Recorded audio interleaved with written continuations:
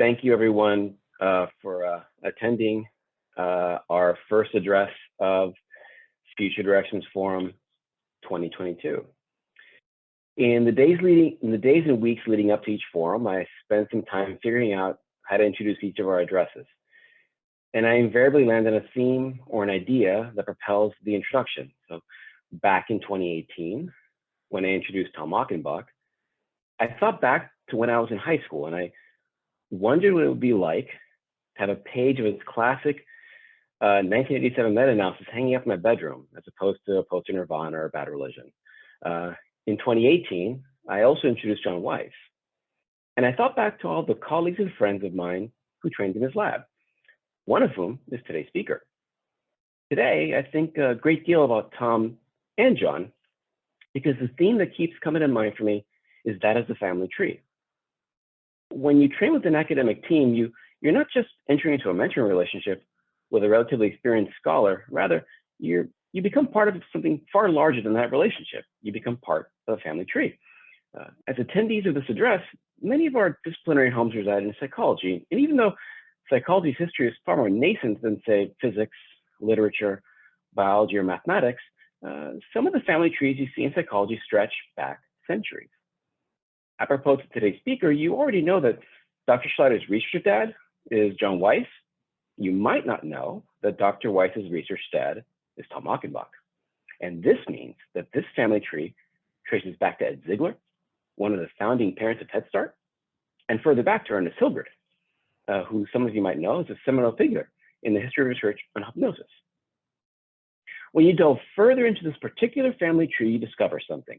Family trees have a way of highlighting not only the power of great mentorship, but also the perennial need to build on what has been done before. Today's speaker exemplifies both of these qualities of a family tree. One key characteristic brought you all here today, Dr. Schleider's pioneering work on brief, scalable interventions. I can say that today's speaker has a knack for writing groundbreaking pieces of work, just like you see in the other branches of her family tree. In particular, her Future Directions piece on this topic is a sight to behold. Conceptually grounded and forward-thinking in scope, the junior year version of me would have had a new poster to hang on his wall. On the issue of mentorship, I have to say that in my own contact with today's speaker, on occasion she contacts me asking if I can be of help with a question she has, and I'm more than happy to help where I can. That said, with Jessica, I'm thankful. This mentorship is a two-way street. I'm going to close my introduction, Jessica, by plugging her book, the Growth Mindset Workbook for Teens. It is not only a phenomenal text in scope and empirical grounding, she also demonstrates an extraordinary capacity to write for her audience in ways akin to John Hughes, think 16 Candles, The Breakfast Club, Pretty in Pink, understood his audience. As such, I fondly recall a time when Jessica agreed to meet with me because I had my own questions about writing for the audience of one of my next book projects. And as with all things, when I have questions, I reach out to the experts, and I know great mentors when I see them. I'm thrilled to be able to have one here today to share her work with all of us, everyone. I give you Dr. Jessica Schleider.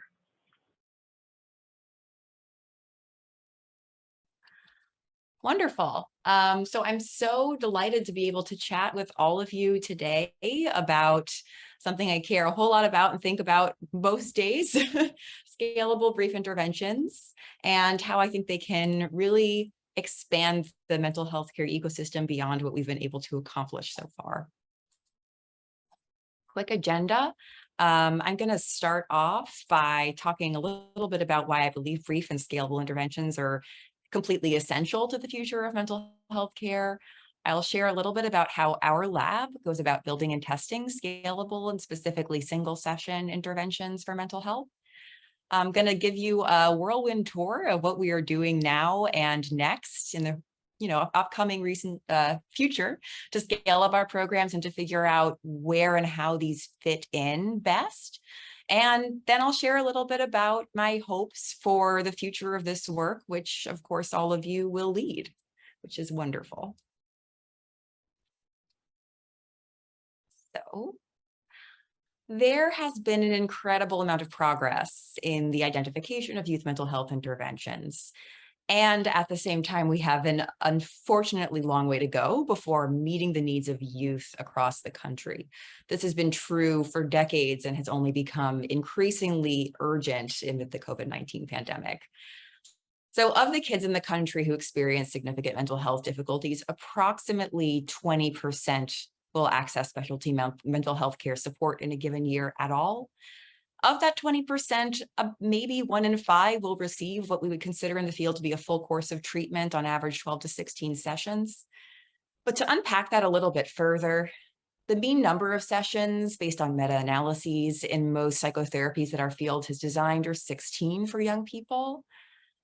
And at the same time, national insurance reimbursement data tells us that the mean number of sessions that kids actually attend is less than 4.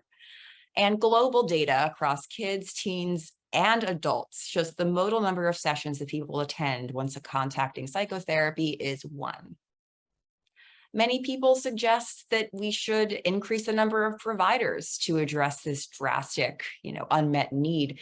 But unfortunately, provider shortages are simply too severe to fix access to care problems through workforce expansion alone. The areas in blue on this map, this is from the HRSA's publicly available data. I encourage you to make your own upsetting maps if you want to. These are federally designated mental health care provider shortage areas as of May 2022, the blue areas. The whole map is blue, not an error, just reality. It's really stark. Even if we doubled the number of providers overnight miraculously, we still would be far short of meeting the needs that exist. More bad news before I shift into better news. Even the treatments we have, even our best treatments that we consider to be the gold standards, don't always help. Psychotherapies for young people have not grown stronger in terms of their effect sizes in 50 years of research, based on this extremely sobering meta-analysis from my grad advisor, John Weiss, that came out a couple of years ago. If you look at that downward curve for depression, that is unfortunately a significant downward trend in the mean effects of depression interventions for young people that are multi-session, which means we have to do better. So this leads me to be really, really convinced that we have to create and disseminate accessible, well-targeted approaches to youth mental health care that can not only augment effects of existing interventions, from increasing motivation to retention to engagement, but also offer something with scientific support to the many who would otherwise access nothing at all. And that was the foundation and the why for the Lab for Scalable Mental Health, which I've directed for almost 4 years, returning 4 in like a month. Our goals are threefold. We develop brief, single-session, scalable interventions for mental health problems, identify how those interventions might work, and whether it's possible to treatment match people to boost precision and personalization of care. And we aim to test and troubleshoot novel approaches to dissemination beyond brick and mortar clinics. I will preface the rest of my talk by saying very simply, single session interventions can help in some but not all cases as much as longer term interventions. This graph is a big picture view of the results of a meta-analysis that I conducted in graduate school that my advisor and I stared at the results of for a very long time because we were confused and a little bit upset that the effect sizes for single session interventions were approaching a similar size as those on average for longer term interventions for anxiety, conduct problems, and depression. I've decided since then to look at this through a glass half full lens because, wow, there's something we can do in one session, potentially. We need to figure out what that is and harness it and capitalize on it as much as we possibly can. I also want to note that single session interventions will not and absolutely should not replace any other kinds of support. They can and they are filling otherwise unfillable gaps in mental health care ecosystems of many different types. So I'm not trying to replace anything, I'm just trying to extend and expand. Our guiding questions for scaling up single session interventions that I think about a lot and our whole lab really brainstorms together about, what should they target? We take the approach of, these interventions should target things that are plausibly modifiable in a very short period of time. So with in-person beliefs or behaviors that have some chance of being modified, that might be short-term mechanisms like hope in youth with depression, accommodation of anxiety in parents of high anxiety kids, or internalized stigma in LGBTQ teens, or specific symptoms of highly multifarious syndromes like depression. So focusing just on withdrawal from activities or just self-hatred, rather than an entire constellation of problems that may underlie or spur long-term change. How should they be delivered? Well, I think in many different ways, but a couple that we focus on are, one, as standalone barrier-free supports to those without consistent care access, which is unfortunately a large number. These can be either self-guided, free of charge, single session digital interventions, approaches embedded in social media, or provider delivered, such as in walk-in or drop-in clinics, and taking a one-at-a-time approach to single session intervention, whereby you don't cap the number of sessions that people might access, but what you do is assume that any given session might be the last. So the clinician is primed essentially to optimize the utility of any given session, and that's the overall principle of everything that we build. We also see them as useful adjuncts or complements to longer-term care for those already in treatment. But knowing that treatments are imperfect, how can we boost retention, motivation, and outcomes in as much of in as strong a way as possible? So this, again, can be either self-guided or provider-delivered SSIs offered to folks on waiting lists, or offered in conjunction with primary care depression screening or as therapy homework to fill in gaps that haven't been filled yet by systems that exist. There's also this question of who benefits most, right? We care about that a lot in psychotherapy research. And although we are working on it, I'm becoming increasingly convinced that at the level of single session interventions, I'm heavily leaning towards prioritizing dissemination of these low intensity evidence-based supports over attempts at precision treatment. Of course, there are questions about, how much would one SSI over another SSI additively benefit a person versus allowing them to choose? That's an empirical question that I'm hopeful I'll be able to test at some point, or one of you will test. But I'm decreasingly convinced that precision treatment is the right way to go with single session intervention. So to unpack answers to these questions, our team runs very large-scale trials of brief interventions in diverse contexts, populations, and settings.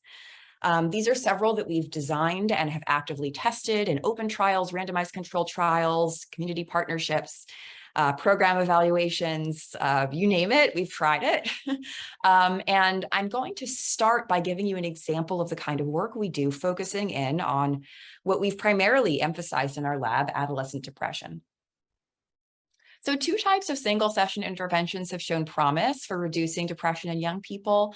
One is an intervention that we call Project Personality. It's a 30-minute online intervention, self-guided, that targets hope and malleability beliefs by teaching that symptoms can change. So a growth mindset of depression symptoms, essentially. In multiple RCTs, we've found that this intervention can reduce adolescent depression symptoms, both in community and in high-risk samples of young people. There's also evidence that behavioral activation is a helpful single session approach for reducing depression. Prior to the work that we had done recently, this was mostly tested as a provider-delivered single session intervention, but more recently we found evidence, as have others, that a web-based self-guided approach to delivering behavioral activation may be helpful and acceptable for teens. So building on this work, and given the urgency that the COVID-19 pandemic created around scalable mental health supports, and the fact that it cut off so many people from supports they previously had access to, our lab decided that we really needed to put these interventions to the test. So we applied for and were lucky to receive an NIH emergency grant to conduct a nationwide randomized trial of both of these interventions compared to a control program that we developed and that I'll get to in a minute. But we were able to look at, in teens across all 50 states, can these programs, when you're sufficiently powered to really test it, reduce depression, hopelessness, anxiety, and COVID-related trauma in high symptom teens? We recently published our results in Nature Human Behavior. Our preprint data and pre-reg are all available if you would like to look through it or conduct some secondary analyses. There's a lot of data that has yet to be examined. So method, our sample was 2,452 adolescents across all 50 US states. Our teens were ages 13 to 16. They were recruited on Instagram within 3 weeks in December of 2020.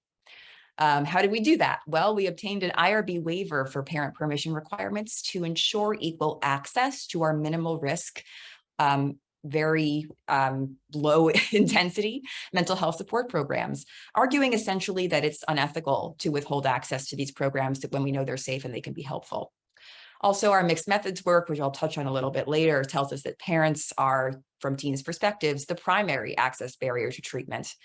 So we were able to make a compelling case, and have in other studies as well, that teens need to be able to self-refer. Most of them met cutoffs for clinical depression. A large majority of them were sexual and gender minorities. 80% were sexual minority youth, 20% were gender diverse youth, and about 50% were races and ethnicities other than white. And we attribute this entirely to our ability to allow teens to self-refer, such that youth with additional barriers and stigma and difficulty approaching their families, perhaps, about mental health support, could just choose to do it on their own with privacy. If you have any questions about our recruitment approach, we actually, I say we, but really my lab coordinators developed an amazing tutorial. So it's open access, and if you want to use a similar approach to recruiting for your studies, I definitely encourage you to check it out. This is just a map of our participants. We were so pleased that all 50 states were represented. I just like the map, so I showed it. One really common question that not just our IRB asks, but that we really care about is youth risk and safety. How do we make sure that people stay safe if parents aren't involved? Well, we first provide them with a really extensive mental health support list, which are all free resources that are also accessible without parent permission. And thanks to wonderful work that Catherine Fox's lab has been forwarding on developing a safe, self-guided safety planning program, we were able to offer all youths who endorsed any kind of suicidality or self-harm immediate access to a free self-guided safety plan, which they could complete on their own. And there's also an option to request outreach from our team if they felt unsafe in their environment or needed help navigating the resources we shared. This is just a quick outline of the study design. After screening for elevated depression symptoms on Instagram and using many different checks to make sure that these were real humans and real adolescents, we randomized our sample to one of three conditions: Project Personality, the ABC Project, or the Sharing Feelings Project, which is a placebo control. I'll review that in a minute. Then we looked at immediate post-intervention outcomes and followed up 3 months later with 72% retention. So how do we go about designing these digital single session interventions? We try to focus generally and loosely on what we've defined as the best elements of SSIs for youth mental health. BEST is an acronym. I also don't know of other elements that have been proposed. So by default, it's not untrue, but it is a little bit, celebrating ourselves. So brain science is the B, that's what the B stands for. And really that principle is about normalizing the concepts that we're teaching, either through brain science principles or just through population level statistics, facts that basically strengthen buy-in from teens' perspectives and let them understand that we're not just adults telling them how to feel. We are simply presenting the facts of the situation for why and how what we're teaching them actually could help. We empower kids to helper and expert roles, which they often aren't empowered to do in traditional mental health care. Often kids feel like treatment is happening to them, not like their expertise is honored and appreciated and welcomed. We have seeing is believing exercises to solidify the concepts we teach, and we use a lot of testimonials because it's powerful. Marketing research tells us that storytelling matters, and creating connection to this content matters. So it helps for memory and also buy-in. We start off the interventions telling teens not that we are going to help you, but that we need your help. We tell them that we have expertise in either the brain or psychology or mental health or depression, but we're not experts in their life experience and how it feels to have depression as a teenager. So we need their help in explaining these potentially helpful ideas to others. And we actually do integrate their feedback into resources that we make publicly available to others like them. In the interventions, broadly, we explain why either neuroplasticity means that all of us are capable of change, very simply.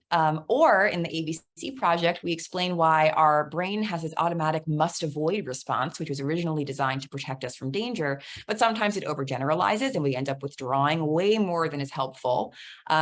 So we can practice stuff to help our brain get things wrong less often so that we can actually do things that are helpful to us and not dangerous. Teens can listen to stories that others have recorded explaining how and why they've applied these skills in their everyday life and how effective they've been. In the ABC project, we also have a built-in behavioral experiment and action plan. We ask kids to rate their mood on a 0 to 10 scale. Then they can pick one of a few different hilarious videos, which have been well vetted. That was fun for us. This one is of a porcupine eating a pumpkin on Halloween, and it makes wonderful noises. And then we ask them to rate their mood again. Usually, even if it goes up 1 point, we can tell them, hey, wow, that's 1 minute activity actually helped your mood. Imagine if you planned stuff around your values and goals. And then they create an action plan to help them do that in everyday life.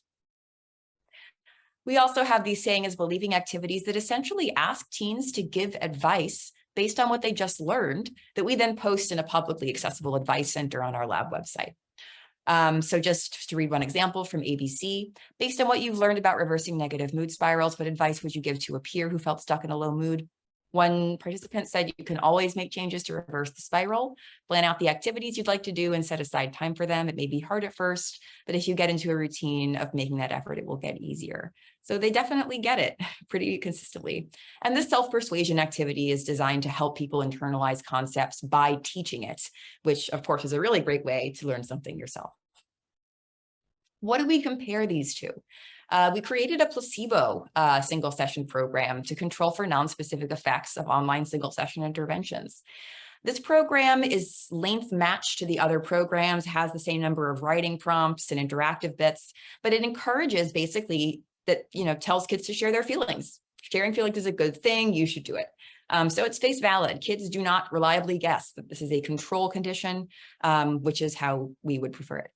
There's no mention of malleability of personal traits, and there's no action plan, and there's no opportunity to give advice, but matched on all other elements. So what did we find? First, we found that both interventions significantly improved hopelessness and perceived agency from pre to immediate post-intervention. That's good. We want them to have immediate effects. But more importantly, did the interventions outperform the control at 3 months? In fact, they did. We saw small effects for both interventions over and above the active control at 3-month follow-up. Project Personality, the growth mindset intervention, also had significant effects on anxiety and COVID-related trauma 3 months later compared to the control. And both interventions, surprisingly to us, actually helped reduce restrictive eating across 3 months in this high symptom depressed sample of youth. Our team and the graduate students in our lab specifically have been unpacking how to understand these effects. So Riley McDaniel has led a really wonderful project, seeing if any of these outcomes actually differ by sociodemographic identity statuses and identities in general that tend to be underrepresented in psychology research, but because of the size of our sample and the diversity of our sample are really well represented in this population. We have found no evidence that any of these outcomes differ across race, ethnicity, individual gender identities, or different sexual orientations, looking at groups individually as opposed to minority versus majority lumping, which we're really happy about because it shows these interventions aren't underperforming for kids who have really high needs and unmet needs. Another one of our graduate students, Isaac Ahuvia, led a study using a personalized advantage index to see whether we could use a treatment matching algorithm for our 2 SSIs, behavioral activation and growth mindset, to estimate who would benefit most from either intervention. We really couldn't do it because the response predictors for both programs were so parallel across the SSIs that the treatment matching idea would not have added much value at the end of the day, which to me suggests that maybe offering teens more choice aligned with the empowerment approach to our interventions overall might be the way to do it. But, lots of outstanding questions and remaining things to explore there.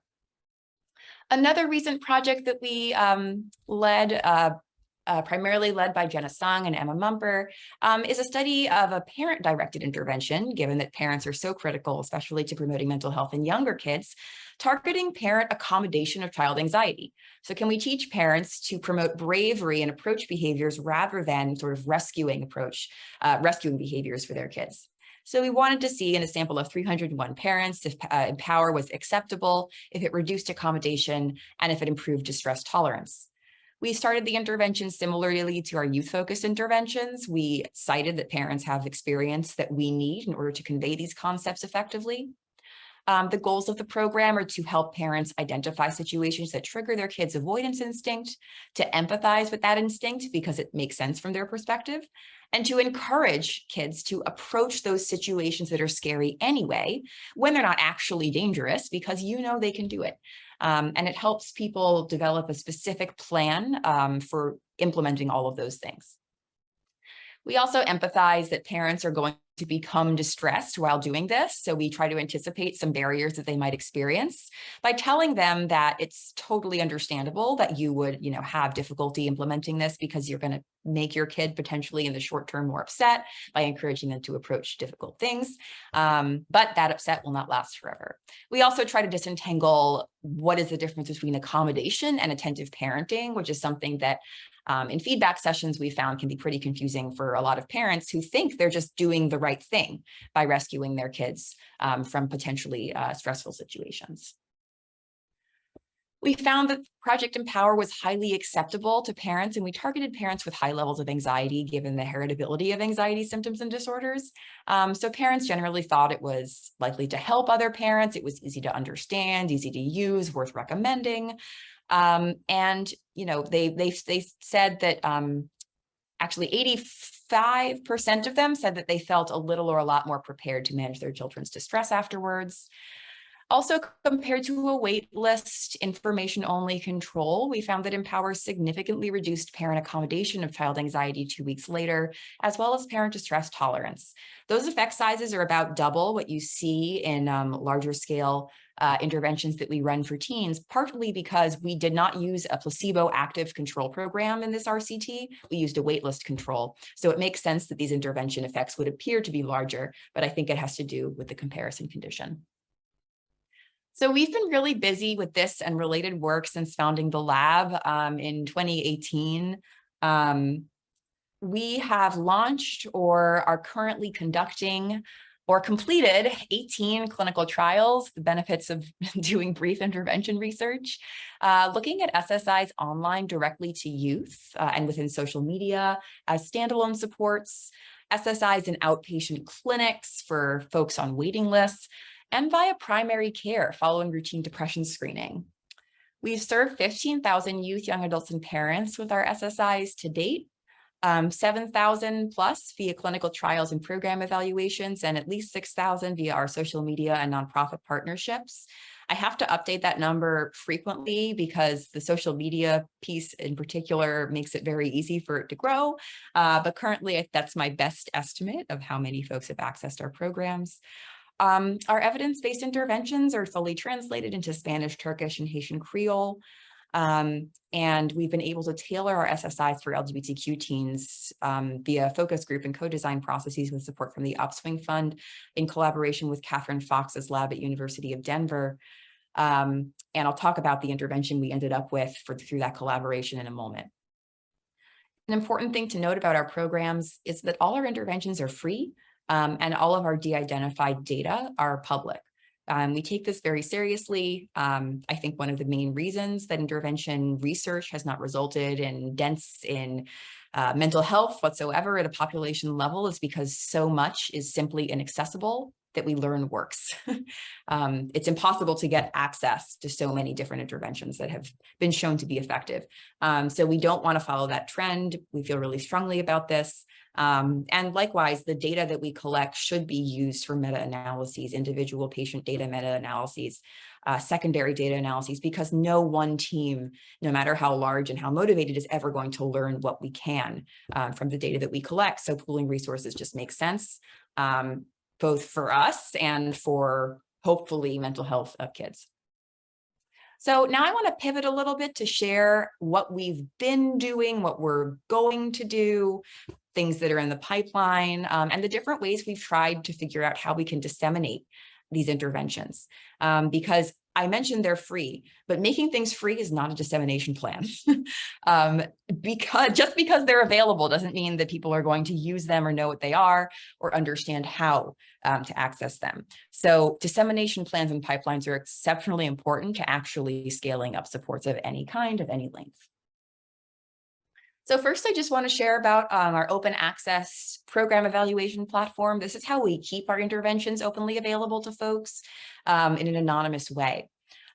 So Project Yes is something that we started primarily because after getting some really nice attention from The Atlantic and Vox, parents started calling our lab back when we had, a physical phone in a physical office, asking how much our interventions cost and where could they get them. And we had no answer, which was totally counter to our entire mission and reason for existing.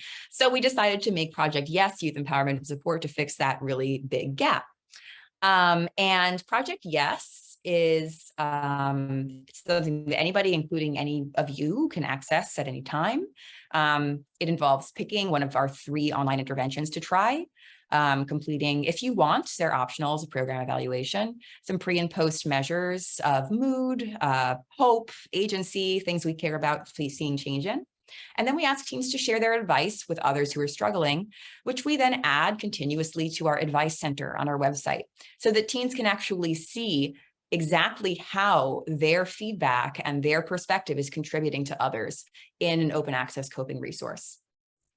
So our initial open trial of Project Yes found that the interventions were helpful. They reduced hopelessness, they increased agency and perceived control. They were acceptable when disseminated through Instagram advertisements.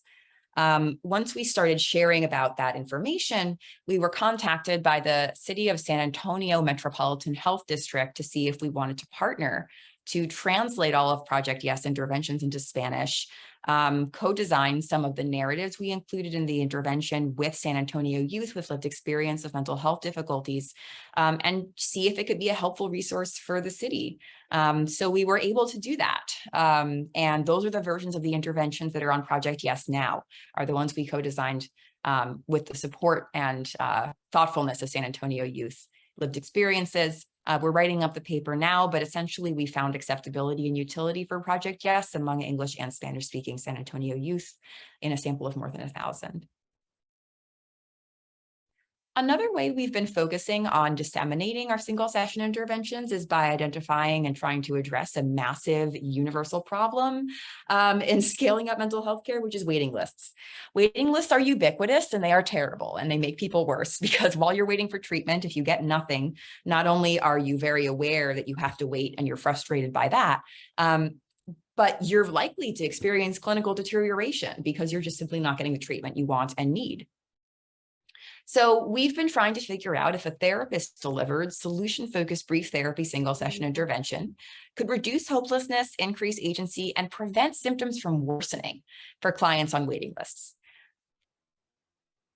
So I sort of did a lot of work and networking and had a lot of conversations with solution-focused therapists and came up with a way to create a very structured, easy to deliver program drawing on solution-focused brief therapy principles that would be trainable in a very short period of time. Our provider training lasts 90 minutes and we can assess fidelity very easily because the intervention is basically a worksheet. And the SSC itself is designed to last 45 to 60 minutes, the same as one session of care.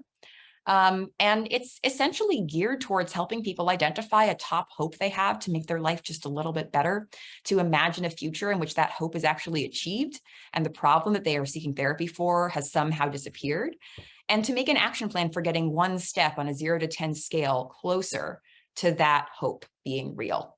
Not, from a 4 out of 10 to a 7 out of 10, just to a 5. To help people feel like there's something they can actually do and feels really within reach and working towards something they care about. So we first, in an open trial, found that this SSC program was helpful in increasing hope, increasing agency, and reducing internalizing symptoms in small sample of folks on outpatient waiting lists in our clinic here at Stony Brook.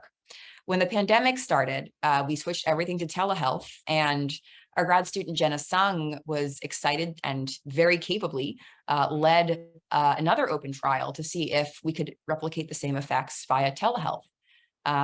So the intervention is offered to everybody on our clinic's waiting lists at Stony Brook University through our clinical psych Ph.D. program. And we allow master's students who have no clinical training and early on Ph.D. students who sometimes have a year of clinical training, sometimes not yet. We train them in the intervention, and they offer that one session to anybody who wants it once they're offered, because our wait list is like 4 to 6 months long. So what we found is that clients who received the SSC over telehealth showed an 85% chance of decreasing in their hopelessness levels from pre to post, and they showed an increase in their readiness for change. They were already high on readiness for change because all these people were those who independently sought out outpatient therapy, right? They already wanted that. But even so, we saw an added benefit for the SSC in readiness for change. We also took care to assess therapeutic alliance in this particular study, because a question I've gotten very frequently is, but can you really connect with someone in one session? Doesn't that evolve over time? No, you can do it in one session. Per the Working Alliance Inventory, which is the most commonly used measure of working alliance that's used in psychotherapy, traditional studies, our scores were equal or higher relative to alliance ratings that have been shown in other studies, in other trials of more traditional therapy. So that tells us that yes, and a very positive and trusting alliance can be achieved in one session. We also saw a significant decrease in anxiety over a 2-week follow-up period and a non-significant decrease in depression. But knowing that increases in symptoms while waiting for care are the norm, we're pretty happy with this, particularly because not a lot of people filled out the follow-up survey because there was no incentive to. But we're continuing to offer the SSC as both a training opportunity for our clinical Ph.D. students under my supervision and expanding it in new ways. One of which is using a HRSA grant to streamline dissemination to high-need populations. So we are in the process. We just got a really important approval earlier today, and we're going to move ahead quickly from here for building a drop-in single-session support center for healthcare workers and trainees whose mental health needs have skyrocketed during the pandemic. As someone married to a medical resident at Stony Brook, I've seen this up close. The needs are outstandingly high, and it's something I'm really happy to be able to contribute to. So as part of this award, which is the Stony Brook-wide award, has multiple initiatives, our lab is establishing and testing a single session drop-in center that serves healthcare workers and trainees anonymously and for free. We were going to offer digital and the SSC supports that we're in the process of adapting through stakeholder input and co-design sessions. And the therapists in the clinic are going to be nursing and psychology graduate students, which creates a sustainable model for folks to receive academic credit and a really helpful training as part of their placements that would already have to exist at the hospital. And of course, it'll be free. Another means of disseminating is by forging industry partnerships.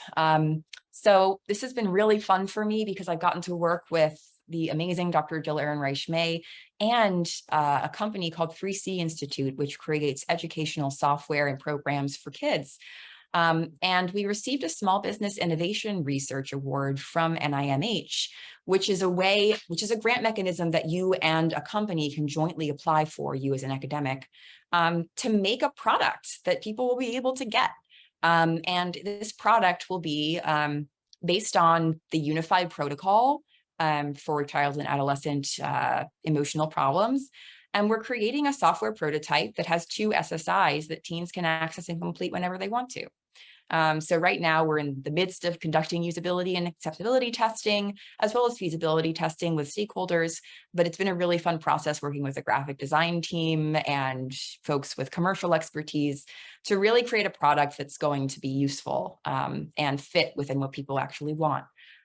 It's been really fun, and I'm excited to be able to eventually share more.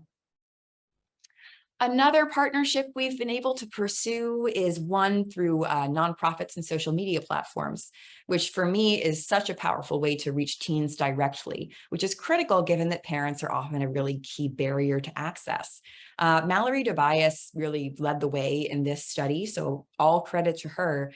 But I was very lucky to connect with Rob Morris, who founded a nonprofit called COCO, to see how we could integrate our lab's single session interventions into social media platforms for teens to use on the spot. So we worked with COCO to shorten our single session interventions from 15 to 20 minutes to 5, which seems completely ridiculous, but it's really not. So we redesigned 3 SSIs as mini courses that were embedded within COCO and Tumblr. And the core design features, the best principles of the SSIs were retained in these mega brief versions, but they were a lot shorter than the originals. And from March 2021 to February 2022, our SSIs, which were accessed through organic searches for things like depression and therapy, and then offered to folks who seemed to express a need based on their search terms, they were completed more than 6,000 times by teenagers. That number is higher if you include older people, with a 25 to 50% completion rate for a fully self-guided activity that is therapeutic. That is extremely high for those of you who do digital mental health research, and we were kind of confused, but very, very happy. So we also looked at pre to post ratings of outcomes we cared about to gauge whether the programs were having impacts in this context and in a shortened version of the programs, similar to what we see in RCTs. What we saw was that hopelessness ratings before and after the ABC project 6-minute version significantly improved from pre to post for the effect size within group of -0.8, and before to after an SSI that we called reframe, which was cognitive restructuring kind of activity of 0.88. And that's just a visualization that Mallory developed to show the impacts. For another intervention called Project SAVE, which Mallory spearheaded, targeting youth self-harm, we saw from before to after this single session intervention, decreases in self-hatred and increases in the desire to stop self-harm from pre to post intervention, both of which were significant. And in the context of self-harm in particular, I think momentary effects really matter, because suicidality and self-harm urges come and go so rapidly throughout the day. So if we can identify brief, free things that are safe and that make that moment better for someone, make it possible to get from one moment to the next a little bit more easily, I think in the context of suicidality and self-harm research and treatments, that's important. So I was really pleased to see this for Mallory's intervention. More recently, in collaboration with Catherine Fox's lab at University of Denver, we joined forces to apply for a service-oriented grant from the Upswing Fund for Adolescent Mental Health, which we received, to really scale up our single session interventions through co-design with LGBTQ youth of color. And we were able to conduct a series of focus groups with these teens. And what we learned was pretty interesting. They didn't make too many suggestions for our existing single session interventions. They were like, yeah, this is good, just like change a word here or there. But what we did get from them was that these interventions aren't targeting a really big part of my life, which is minority stress and the struggle that it is to live in this world at this point in history with so much stigma and the sort of weight and the gravity of that experience.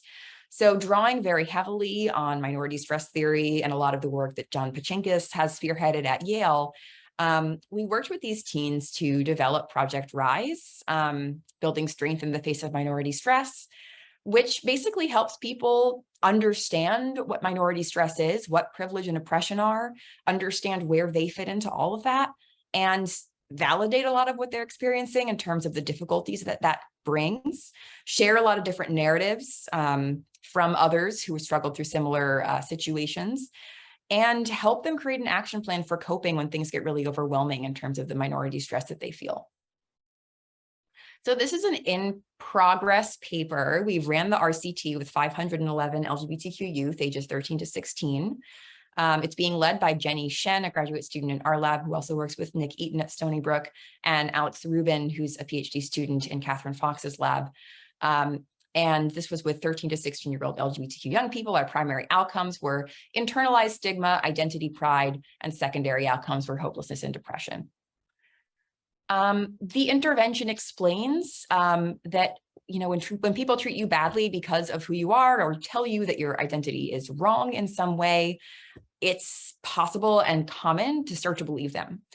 And what they are saying is completely untrue. The negative feelings are simply a sign of minority stress, which is a clue to let you know that what they're saying or doing is just false. And you shouldn't have to fight against this unfair treatment, but it's possible to do so in a way that's going to feel right to you and to help you get through one moment to the next. People can select from a variety of different narratives that feel relatable to them, describing a lot of different experiences that LGBTQ youth have shared with us.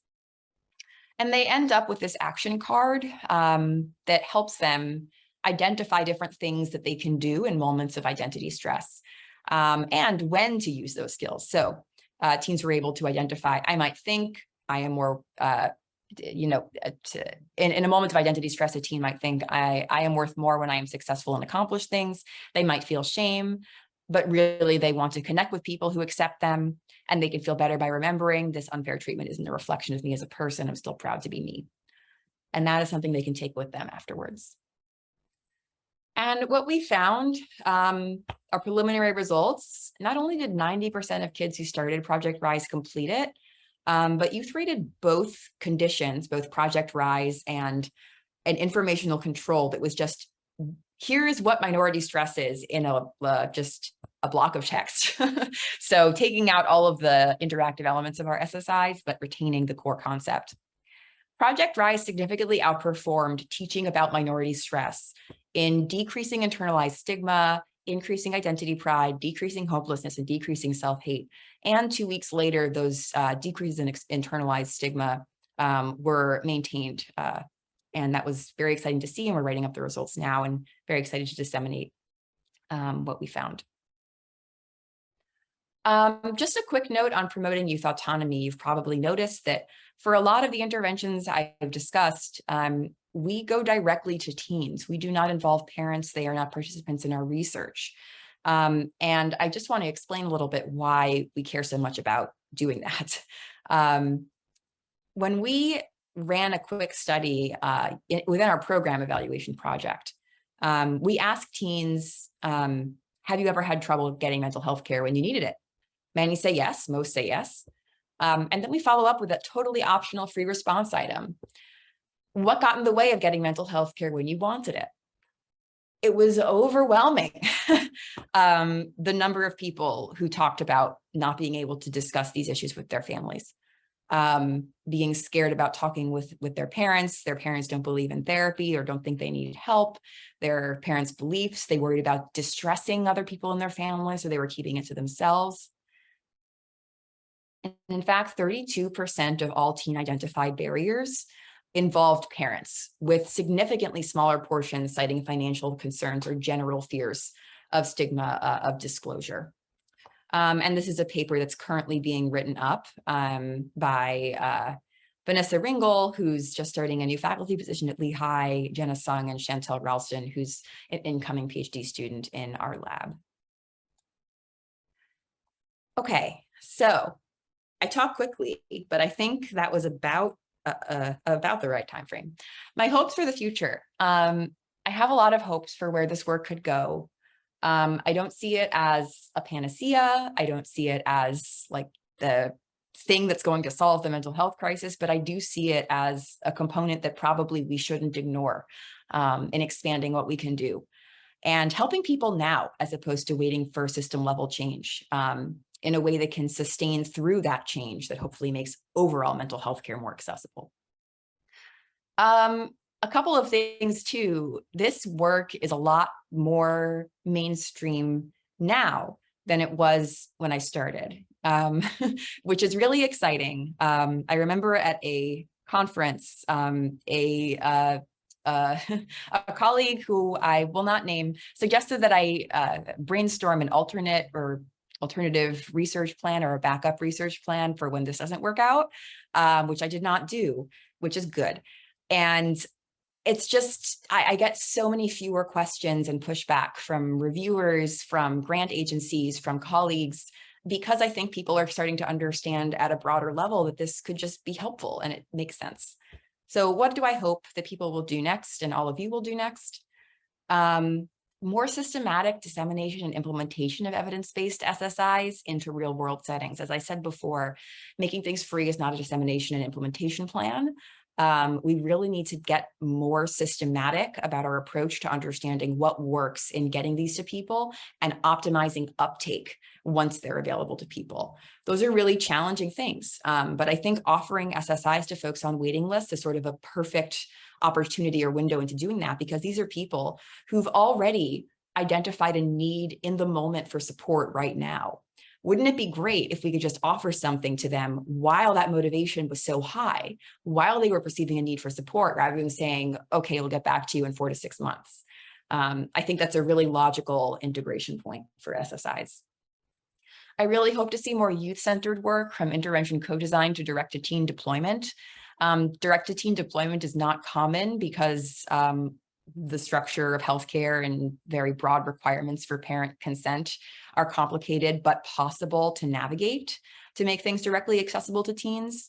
But there's a lot of opportunity there, I think, to harness the fact that teens are naturally inclined to seek autonomy and to express autonomy, to creating SSIs that are just for them, that actually give them privacy when they get very little in other contexts.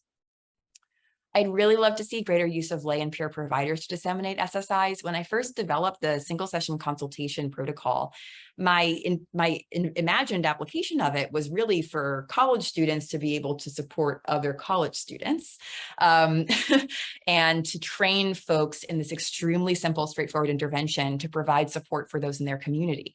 That is something I'm really excited about in theory, and Maya, yeah, you should do it. She just chatted. I hope others take up that idea and run with it. I'd really love to see single session intervention training in any graduate program other than Stony Brook's, because I think there's a lot to be said for helping clinical psych grad students and social workers and counselors, master's level folks who will be in schools, training them to optimize moments to matter, to make the most of every clinical encounter. It's not how we're trained to do therapy. We're trained to expect people to come back for long periods of time. And that's just not the clinical reality in a lot of settings, including emergency rooms where people are there for just a couple days, or pediatric clinics where people come for a well visit, screen positive for depression, and then get, a list of resources that aren't actually accessible to them, when we could just embed folks who could deliver SSIs into that kind of setting. Making sure that when you first see someone who comes in for outpatient therapy, how can you make sure that that first session, just in case they don't come back, which they often don't, will potentially help them? I think that training would be really valuable, and I think it would be easy to integrate into current models of care. I really hope to see more industry engagement and partnership. Academics aren't, people are coming around, but often the industry, academia, spheres are seen as orthogonal, completely separate, and that is a really good way to minimize our field's impact if we keep them separate.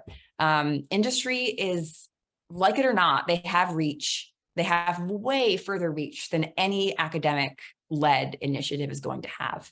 And companies are not going anywhere, and they scale way faster than any grant or project that we could ever conceive of. It makes perfect sense that if we want to focus our field on impact, we can't be worried about trying to see what's possible in that space. And I say engagement and partnership because it's both partnering with existing companies and bringing your knowledge as a clinical scientist into industry ventures that you start yourself. It doesn't have to be just consulting. Whatever you envision is possible or helpful for the change that you want to make, it's worth considering as a path. Cost effectiveness research, I really hope to see more of this, because system-wide change won't happen unless we have dollar amounts attached to why it should happen. And this is something that we're beginning to do in our lab in certain ways, but it does require, cross-disciplinary collaboration with folks who are well educated in health economics and know exactly what data to collect and how to look at this data, which that expertise is not common in clinical psychology. So it's rare to be able to do this work, but I think it's absolutely essential if policy is going to ever change. Of course, I really hope that open access to both single session and longer term session intervention materials becomes the norm in our field. The fact that it's not, to me, is an ethical oversight and problem, and just is a really good way to not make the impact we claim to want to make. Even if they're not openly accessible, making them easy to get. Where do I buy them? Where is the link for this, $20 manual? Creating pathways to make things easy to disseminate is absolutely critical. And in a broad sense, this is just where I'll wrap up. Overall, what I hope to see in the future of clinical psychology and work on brief interventions and also broadly is just do the work needs to be done. Not the work that the field thinks needs to be done, not the work that's people have been doing for a while, so there's funding for it, but really focus on what change you want to make. Just because nobody's done it yet, if you know there's a problem because of your experiences in life, because of the clients you work with, or because what you see in your research every day, then do that. We have enough work that hasn't made change. So focus your energies on the work that you personally know needs to happen. That's all I have. Thank you so much for listening. I'm really happy to share all this with you and excited for a discussion. Thank you all so much. Jessica, thank you so much for a delightful address. Armando, thank you so much. I always love an excuse to work with you. My friend of 20 years and counting. Take care, everybody. Have a great night.